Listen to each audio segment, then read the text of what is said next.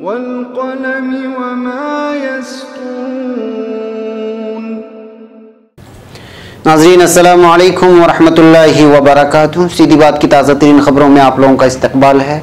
नाज़रीन आइए सबसे पहले सुर्खियों पर नजर करते हैं। जिला सांगली और कुरुंदवाड़ जिला कोल्हापुर में अज़ीमुशान कौमी यकजहती कॉन्फ्रेंस का इनेकाद। तमिलनाडु मदुराई में वज़ीर आज़म नरेंद्र मोदी की मुखालिफत, गो बैक मोदी के लगे नारे। मध्य प्रदेश संगरौली में 70 फीट गहरे बोरवेल से गिरे मासूम बच्चे को महफूज निकाला गया। पंजाब बहल कलां फायरिंग मामले में साबिक पुलिस अफसर गिरफ्तार।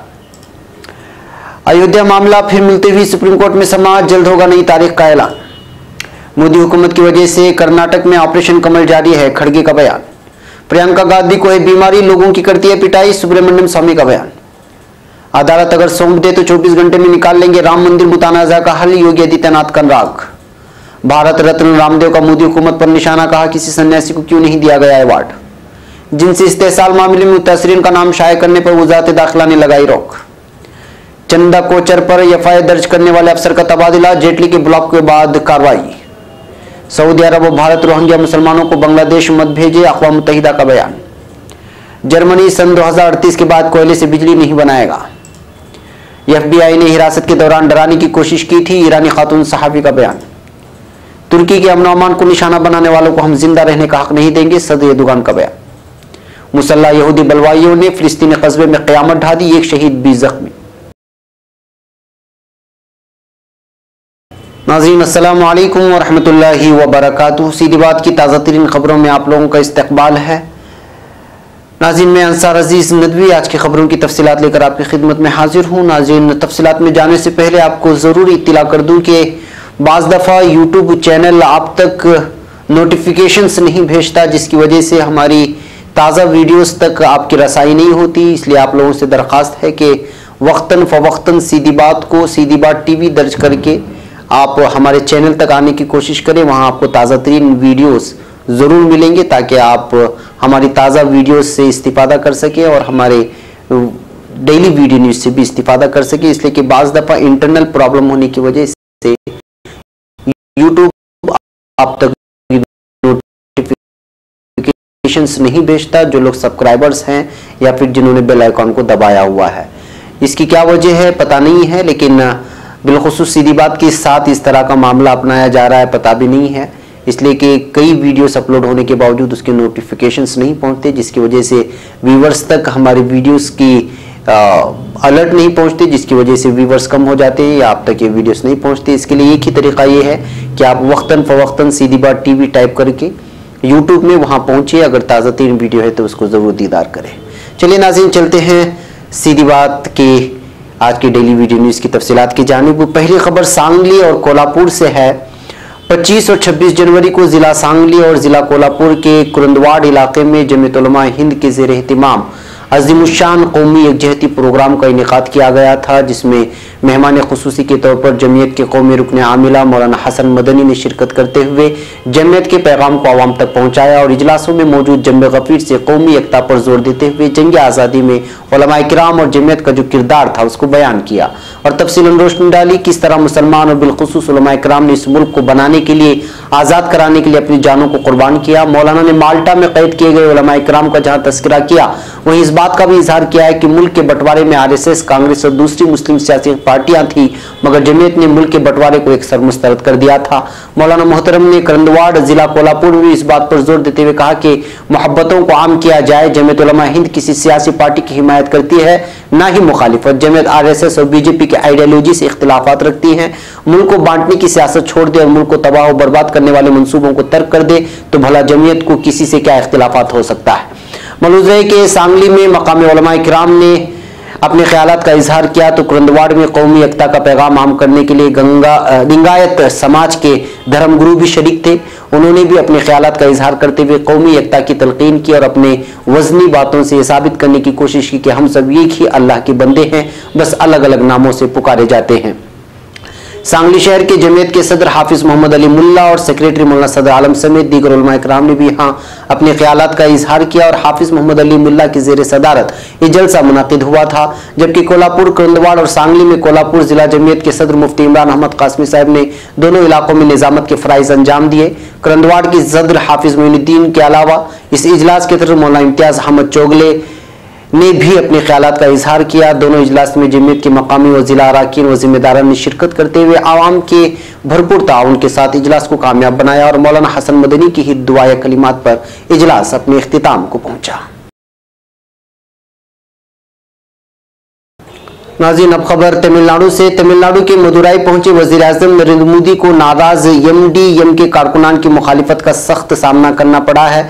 एमडीएम के कारकुनान वज़ीर-ए-आज़म नरेंद्र मोदी से अपने नाराजगी का इजहार कर रहे थे, साथ ही मोदी गो बैक जैसे नारे भी लगा रहे थे। पूरे शहर में वज़ीर-ए-आज़म नरेंद्र मोदी के खिलाफ जगह जगह मुजाहिरे हुए। एमडीएम के कारकुनान के हाथों में सियाह परचम थे। वो वज़ीर-ए-आज़म नरेंद्र मोदी और बीजेपी के खिलाफ मुजाहरा कर रहे थे। एमडीएम के कारकुनों की क़ियादत एमडीएम के चीफ वाइको कर रहे थे।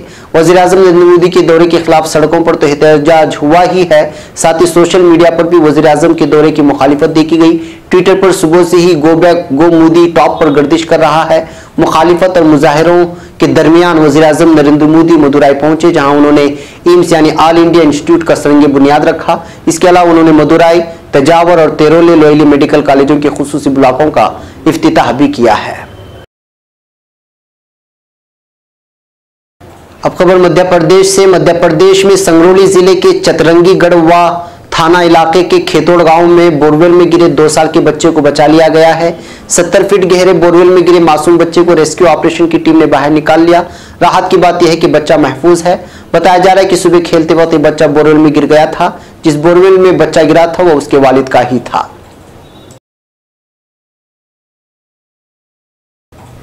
अब खबर पंजाब से। पंजाब में फरीदकोट के Behl Kalan police firing case में एक साबिक पुलिस अफसर को इतवार को गिरफ्तार किया गया है। इस फायरिंग में 2 लोगों की मौत वाक़ई हो गई थी। साबिक पुलिस अफसर चरणजीत सिंह शर्मा को पंजाब पुलिस की खुसूसी तहकीकाती टीम SIT ने होशियारपुर में उनकी रिहाइशगाह से करीब 150 किलोमीटर दूर से गिरफ्तार किया। पंजाब और हरियाणा हाईकोर्ट ने जुमा को चिरंजीत सिंह शर्मा और 3 दीगर पुलिस हुकाम की तरफ से केस में फर्द जुर्म में तहफ्फुज की यानी सेल्फ डिफेंस मांग को लेकर दाखिल की गई दरखास्त मुस्तरद कर दी थी, जिसके बाद ये गिरफ्तारी हुई है। गौरव ग्रंथ साहब की बार बार बेअदबी होने वाले वाकयात के खिलाफ सिखों की तरफ से हुए एहतिजाजी मुजाहिरों के दौरान इस वक्त चिरंजीत शर्मा मोगा जिले में सीनियर पुलिस सुपरिटेंडेंट यानी SSP थे।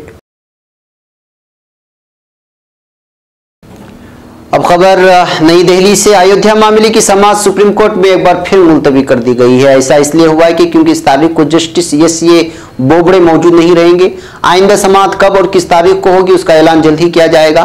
पहले ये समाअत मंगल यानी 29 जनवरी को हुई थी। इसी माह दूसरी मर्तबा है जब अयोध्या मामले की समाअत मुलतवी हुई है। जस्टिस UU ललित के बेंच से हटने के बाद समाअत 10 जनवरी से बढ़ा दी गई थी। इससे कबल चीफ जस्टिस रंजन गोगोई ने 5 जजों की नई आईनी बेंच बनाई थी। इसमें जस्टिस अशोक भूषण और जस्टिस अब्दुल नजीर को शामिल किया गया था। नई बेंच में chief justice Ranjan Gogoi, justice SS Bobde, justice DY Chandrachud, justice Ashok Bhushan और जस्टिस S अब्दुल नजीर शामिल हैं। मामले की आइंदा समाअत 29 जनवरी को हुई थी। अब खबर बेंगलुरु से। कांग्रेस रहनुमा मल्लिकार्जुन खड़गे ने मोदी हुकूमत और RSS पर सख्त हमला बोला है। उन्होंने कहा, मरकजी हुकूमत की वजह से ऑपरेशन कमल जारी है। इससे कबल साल 2008 में येडियुरप्पा के जरिए इस तरह की खेल खेला जा चुका है और अब फिर से वही शुरू हो रहा है। ये बीजेपी के दिमाग की इख्तिरा है। उन्होंने मजीद कहा, कर्नाटक में बीजेपी और RSS मरकजी कुव्वतों का इस्तेमाल करते हुए हुकूमत को गैर मुस्तहकम करना चाह रही है। बीजेपी इंतखाबात से पहले किसी भी तरह गवर्नर राज नाफिज करने की कोशिश कर रही है, लेकिन बीजेपी जो चाह रही है वो हो नहीं पाएगा। उन्होंने एक तरफ से खबरदार करते हुए कहा कि बीजेपी चाहे जितनी कुव्वत सर्व करना चाहे कर ले, अगर इधर से 1 जाएगा तो उधर से 10 आएंगे। दूसरी तरफ खड़गे ने कर्नाटक के सिद्ध गंगा मठ के महादेव शिव कुमार स्वामी को भारत रत्न एजाज न मिलने पर मायूसी का इजहार किया है। अब खबर नई दिल्ली से। भारतीय जनता पार्टी के मेंबर पार्लियामेंट सुब्रमण्यम स्वामी ने प्रियंका गांधी को लेकर के काबिल एतराज बयान दे दिया है। स्वामी ने समाचार एजेंसी NIA से बातचीत में कहा, इसको यानी प्रियंका को एक बीमारी है जो आवामी जिंदगी में बेहतर और मुनासिब नहीं है। इसको बाइपोलैरिटी कहते हैं, यानी उसका तशद्दुद ज़दा किरदार नजर आता है, लोगों को पीटती है, सीनियर बीजेपी लीडर ने इसके साथ ही कहा कि आवाम को पता होना चाहिए कि प्रियंका गांधी कब अपना तवाजुन खो बैठेंगी, किसी को पता नहीं है। बता दें कि कांग्रेस सदर राहुल गांधी ने अपनी बहन पर प्रियंका गांधी को लोकसभा इंतखाबात के मद्देनजर ईस्ट यूपी का चार्ज सौंपा है। प्रियंका गांधी के सरगर्म सियासत में आने के ऐलान के बाद से ही उसे लेकर सियासी बयानबाजी का दौर जारी है। इस दरमियान बीजेपी के कई लीडरों ने मुतनाज़ा तबसरे भी किए हैं और स्वामी के इस तबसरे को इसी की कड़ी के तौर पर देखा जा रहा है। अब खबर उत्तर प्रदेश के वजीर आला योगी आदित्यनाथ ने कहा है कि अब राम मंदिर तामीर के मसले पर लोगों का सब्र जवाब दे रहा है। अगर सुप्रीम कोर्ट इसका हल नहीं निकाल पा रही है तो ये जिम्मेदारी हमें सौंप दे, हम महज 24 घंटे में इस मसले को हल कर देंगे। उन्होंने एक टीवी चैनल को दिए गए इंटरव्यू में यह बयान दिया है। जब वजीर आला योगी से पूछा गया कि आप राम मंदिर मुतनाज़े को कैसे हल करेंगे, बातचीत से या ताकत का इस्तेमाल करके, पूछे गए सवाल पर योगी मुस्कुराए और कहा, पहले सुप्रीम कोर्ट हमें मामला सौंप तो दे। इंडिया टीवी को दिए एक इंटरव्यू में योगी ने कहा, मैं अभी भी सुप्रीम कोर्ट से अपील करता हूं कि इस मुतनाज़े का जल्द से जल्द फैसला कर दे। 30 दिसंबर को आए इलाहाबाद हाईकोर्ट बेंच के फैसले ने वाज़ेह तौर पर कहा था कि बाबरी ढांचे को एक हिंदू मंदिर को मुनहदिम करके बनाया गया है। अब खबर बाबा योग गुरु बाबा रामदेव के सिलसिले में है। कल तक जो मोदी हुकूमत के हामी थे वो भी आज हुकूमत और उसके फैसलों पर सवाल खड़े करने लगे हैं।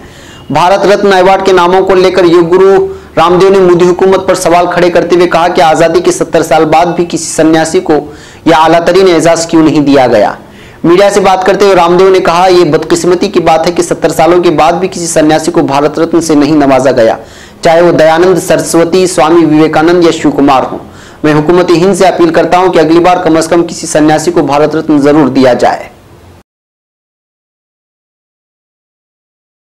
अब खबर नई दिल्ली से। मरकजी वजारत दाखिला ने प्रिंट, इलेक्ट्रॉनिक या सोशल मीडिया में जिनसी इस्तेहसाल के मुतासिरीन के नाम को छापने या शाये करने पर रोक लगा दी है।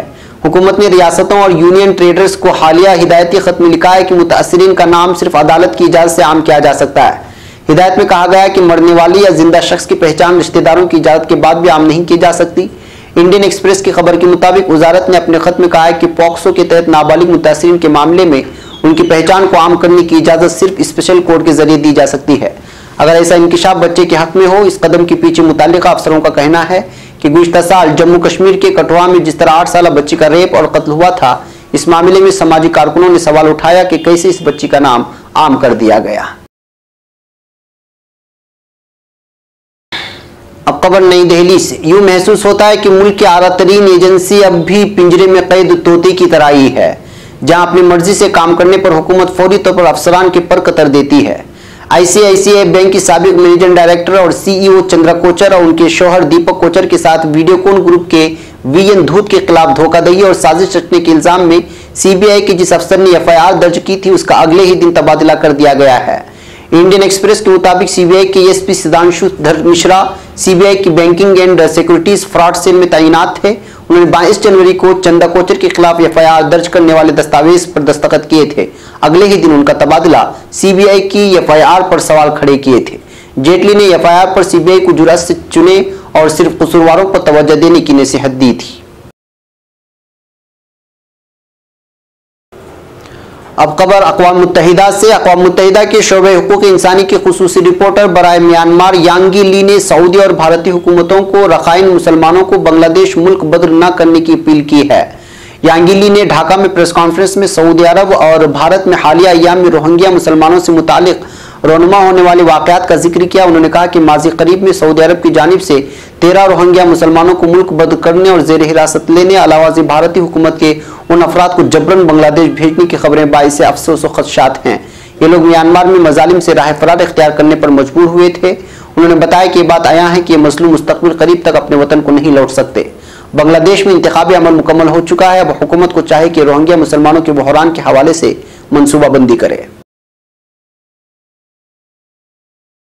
अब खबर जर्मनी से। जर्मनी में एक हुकूमती कमीशन ने इस बात पर इत्तेफाक कर लिया है कि तवानाई के हुसूल के लिए कोयले का इस्तेमाल सन 2030 तक मुकम्मल तौर पर तर्क कर दिया जाएगा।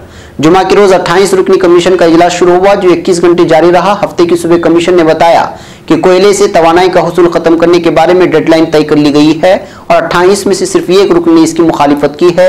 यह अम्र भी अहम है कि इस सिलसिले में हतमी फैसला बर्लिन हुकूमत कर लेगी, क्योंकि यह कमीशन सिर्फ तजावीज़ देने का इख्तियार रखता है।